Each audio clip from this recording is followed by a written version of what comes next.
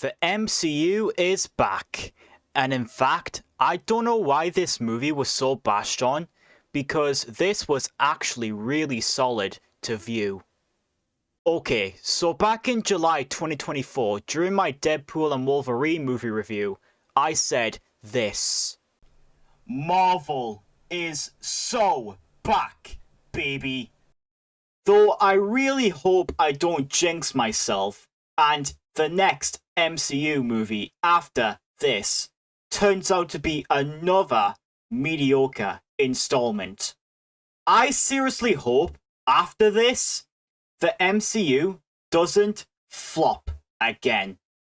So to answer those statements, does this movie bring the MCU back to its former glory? It surprisingly kinda does.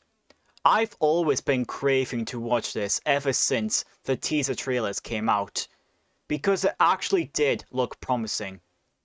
I actually think this is easily one of the better MCU movies, because it does a lot of things right, but it still could have been a little more, even if it helps itself swat away from some recent atrocity from Phase 5. So finally, after 7 months of waiting, I will be reviewing Captain America: Brave New World.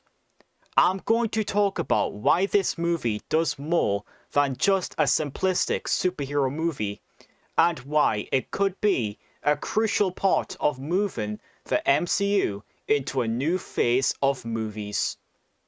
Also, there are spoilers ahead. Just be warned if you haven't seen the film yet.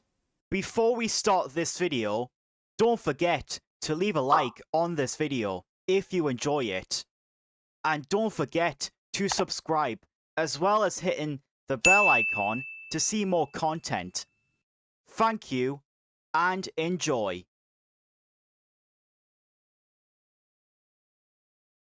To start with, this movie has some really great performances, with both Anthony Mackie and Harrison Ford both giving it their all here as Sam Wilson and Thaddeus Ross respectively.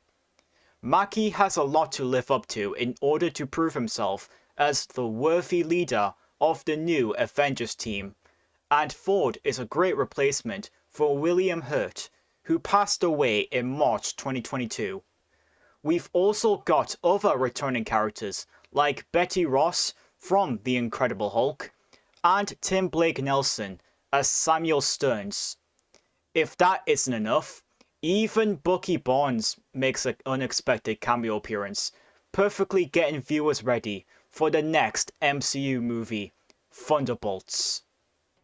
This movie also has lots of entertaining action, as to be expected from the MCU. There's a lot of Captain America action here, and when I say a lot, I mean a lot of it. Training pays off for this new Avengers leader, as the film really shows the new abilities and strength that Sam Wilson is able to muster here. And also the final action sequence with him and Red Hulk, which has lots of build-up. It may have took a while to get into some good Red Hulk action, but it's definitely worth the wait, as it's very similar to a classic Hulk rampage, like in the comics. I can't believe I'm saying this, but I actually prefer this type of Hulk than some of the recent ones in the MCU. I miss when he was this big and strong and angry. I want him to be like this all the time, not like the abomination that is Professor Hulk. The tone overall in this movie is extremely superb and takes away the corny vibe that other MCU movies had. This movie thankfully takes great inspiration from Winter Soldier, which is great news. That movie had a lot of intensity, and so does this movie. It helps match the intense vibe of the film's story perfectly after Ross is elected President of the United States. He's responsible for the creation of the Hulk, instead of reviving the Super Soldier Project to create a weapon. This is later seen here, where Ross is taking pills of radiation, causing him to turn into Red Hulk. It's a grounded action thriller with no aliens and straight to the point. What this movie can also do right is having more suspense than a lot of its previous installments, combined with its fast-paced action sequences that will keep you on your toes each time. This is one of the MCU's most intense movies to date, even more so than Black Widow. Though it may be a bit too much for some people, but I really like it as it brings lots of life into the movie, being fun but also exhilarating at the same time. To help expand the ongoing series, this movie helps itself establish to older movies and gives proper explaining here, from forgotten movies like The Incredible Hulk and Eternals. After the latter film's lack of explanation of the Celestial that appears over there, it returns here and plays a much bigger role, addressing an ongoing conflict between the US and Japan over the new metal there, dubbed as adamantium. It's clearly visible in a lot of weapons, but we finally see where it truly comes from. This was much needed to be explored, because now we know why some of our beloved Marvel characters are as strong as they are today. After seeing some of the most laziest CGI effects in recent Marvel movies with a huge budget, this movie brings out a much needed palate cleanser, with some pretty realistic action sequences involving the Red Hulk.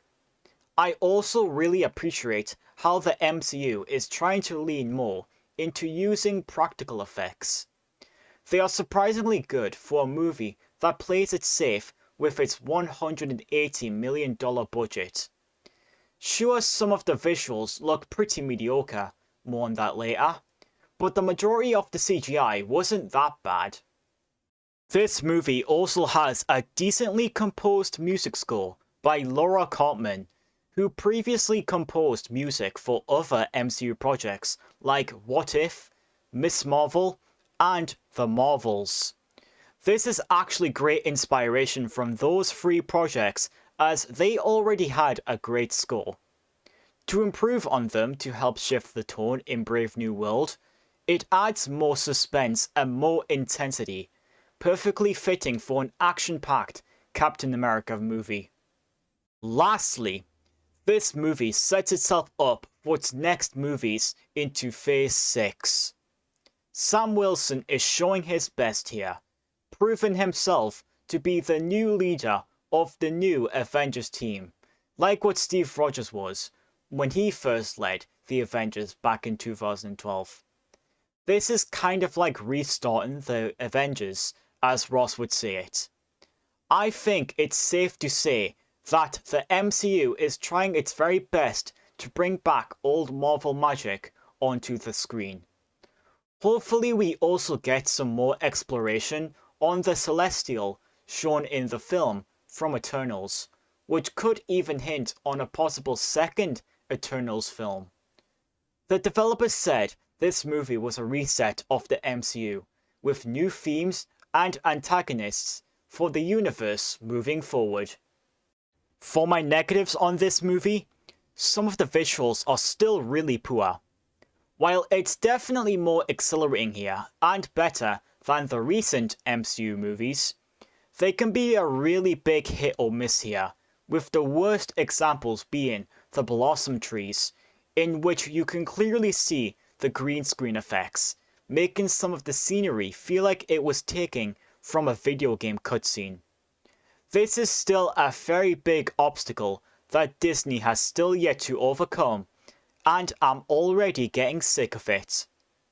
This movie also has another big problem, being that its story is way too much. Not only does it feel like an extended episode of Falcon and the Winter Soldier at times, but you also need to have full experience from the said Marvel series, Eternals, and The Incredible Hulk, since this movie mostly focuses on forgotten stories from older movies, so it may be confusing for viewers viewing, since they may be one of those people that forgot the said two movies exist. Finally, my biggest complaint about this movie: Red Hulk doesn't appear a lot in this movie, despite being advertised everywhere. A lot of the trailers, posters, and clips show a lot of him being utilized, meaning he would have had a lot of focus in the story. But since this movie mostly focuses on Sam Wilson and his rise of power in becoming the new Captain America, he basically becomes a minor character that doesn't do much until the final climax. This is also known as false advertising. It's also worth noting that the clips did a really bad job on trying to hide lots of his footage away, basically spoiling the entire battle.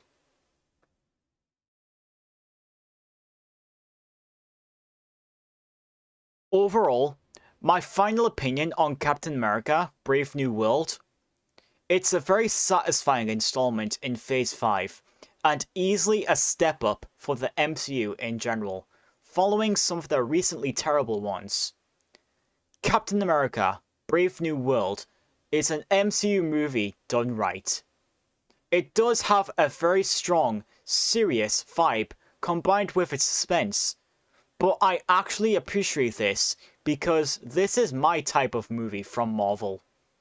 It has a lot more elements to expand its new story, as Anthony Mackie needs to prove his legacy to be a worthy leader of the newly anticipated Avengers team. Red Hulk was awesome, and Harrison Ford was spot on here as Ross. And it looks to be a very important movie to help the viewers get ready for the future movies the MCU has in stock. Some visuals were still poor, and the story is a bit too much to take in, and Red Hulk just didn't have a lot of screen time here, despite being advertised everywhere, but that's totally fine. If you really enjoyed Falcon and the Winter Soldier, and like exploring more earlier and forgotten story elements, I think this is definitely worth a second look if you're also looking for how Marvel brings Captain America back in vibrant style. This is one that keeps the MCU afloat, and I hope every other installment after this lives up to these same expectations. What is your opinion on Captain America: Brave New World? Does it help expand the MCU in more ways than one? Did you appreciate how it exceeded its storyline? And how would you compare it to some of the other installments? Let me know in the comment section below, and also don't forget to leave a like on this video if you enjoyed it, and subscribe to my channel if you are new, and hit that bell icon to see more content on my channel. Thanks for watching. With plenty of smooth action, a more suspenseful vibe, further establishment to its series, and a storyline that sets the MCU in a new ordered direction, Captain America: Brave New World honors Steve Rogers' legacy on a very spectacle scope. It can still do this all day.